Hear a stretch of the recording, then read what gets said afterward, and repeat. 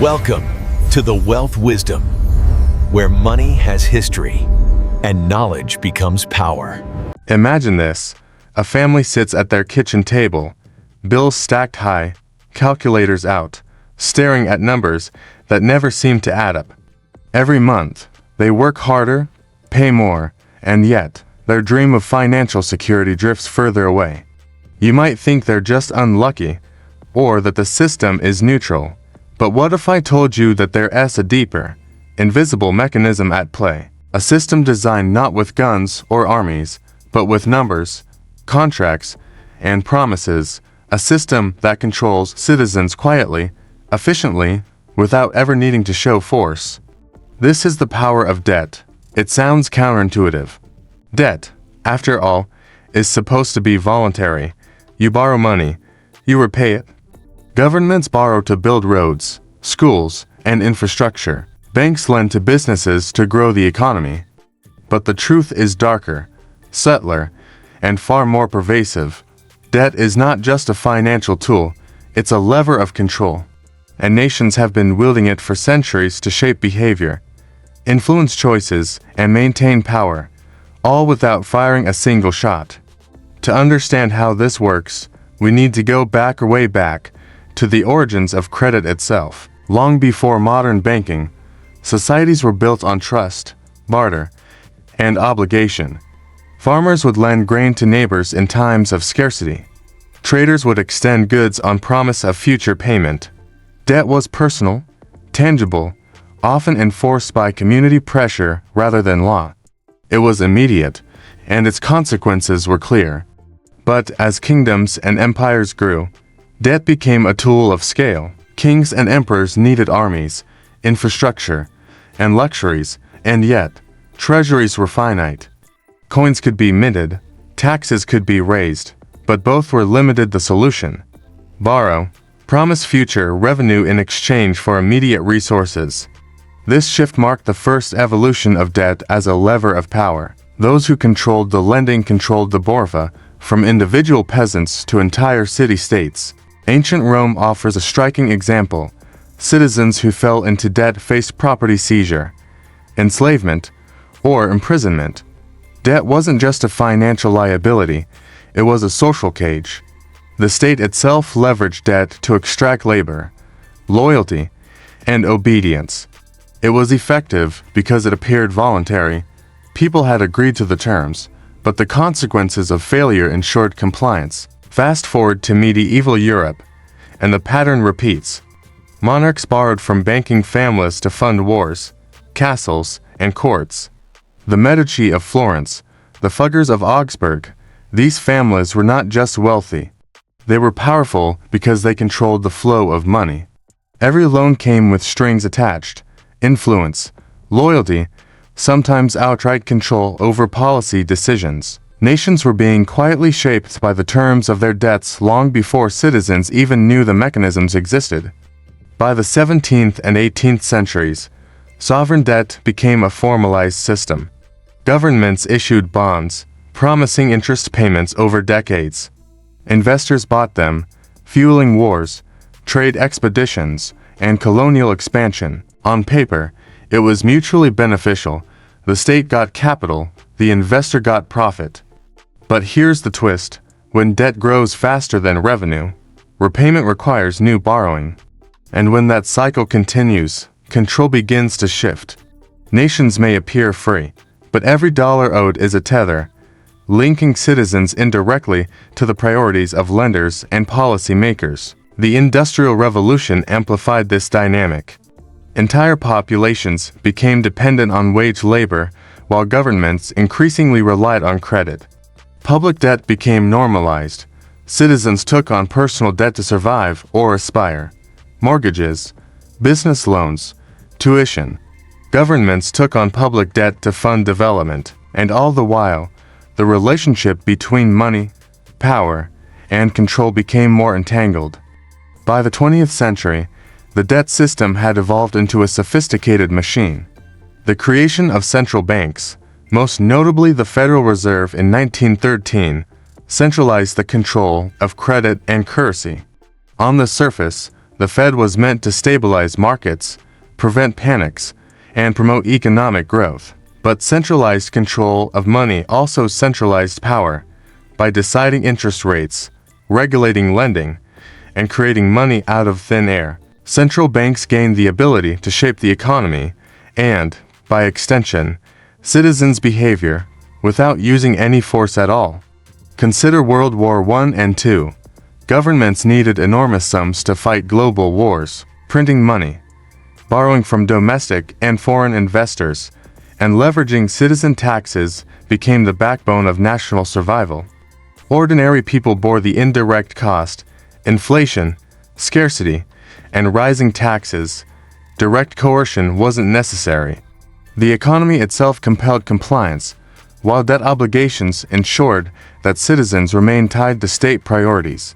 The post-war era introduced new complexity. Nations rebuilt using borrowed funds. Credit cards, personal loans, student debt, and mortgages became ubiquitous. Debt moved from a tool of the state to a tool of everyday life.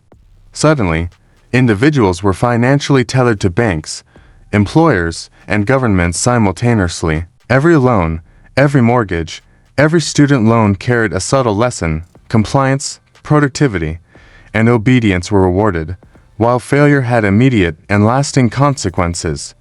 The 1971 abandonment of the gold standard marked a turning point. Without a tangible anchor, money became a product of faith and policy. Governments could create currency at will, fuel spending, and manage economies with new tools. But every new dollar added to the system also added indirect leverage over citizens. Inflation became a hidden cost of living, effectively a tax on savings, wages, and purchasing power. Those who controlled the flow of credit gained yet another lever of control.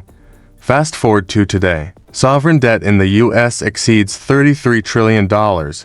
Global debt, public and private, surpasses $300 trillion.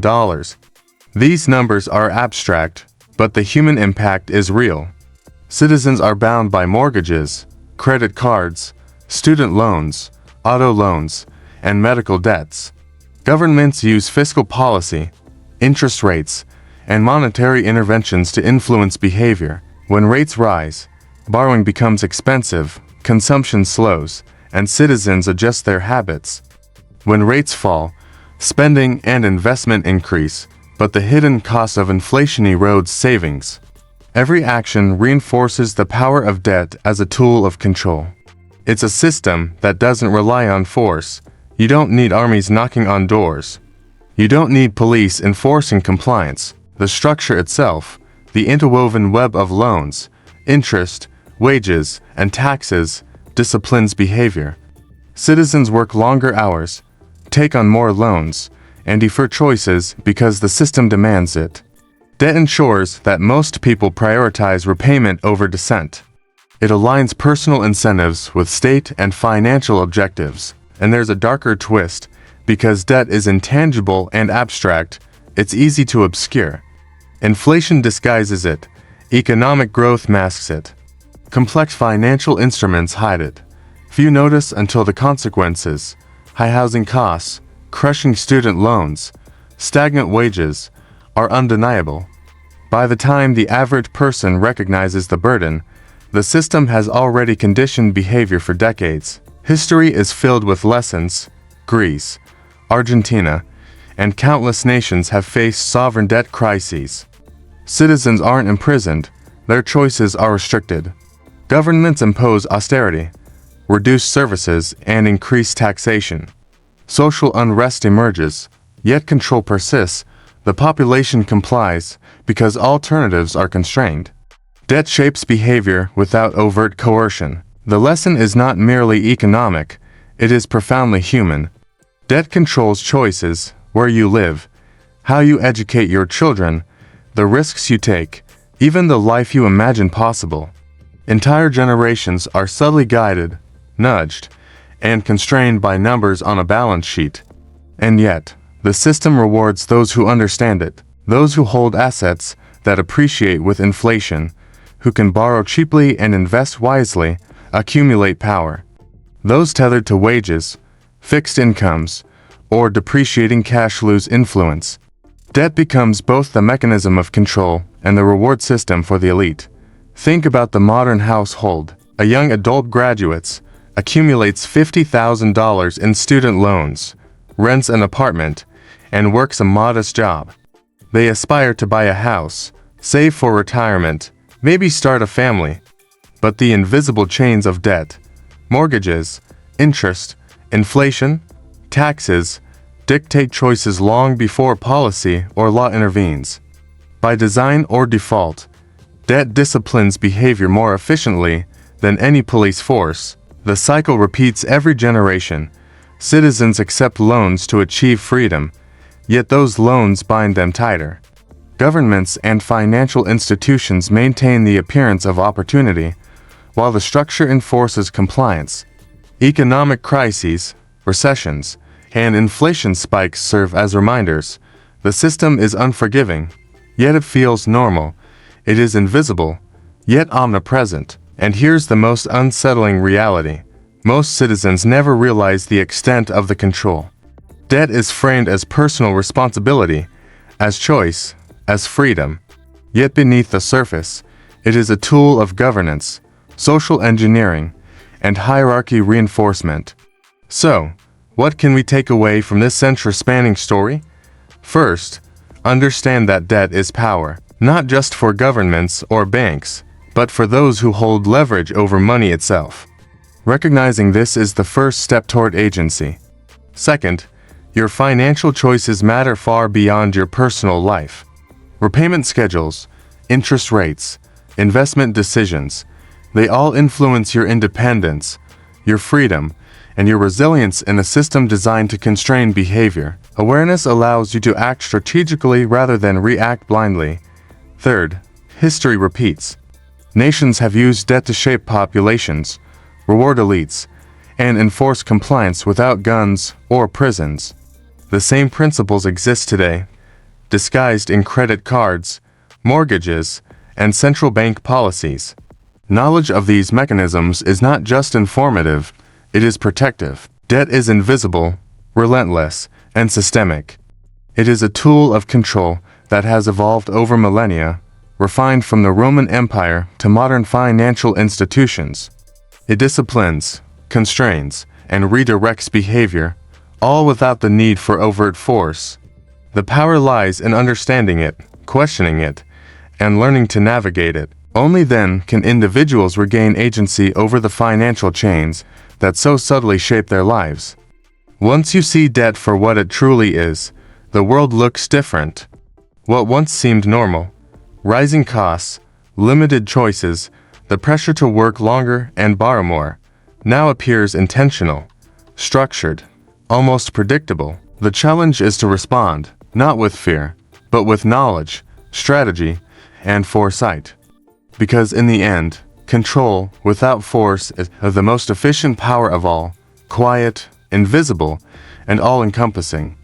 And only those who understand it can hope to navigate, resist, and perhaps even reshape the rules of the system.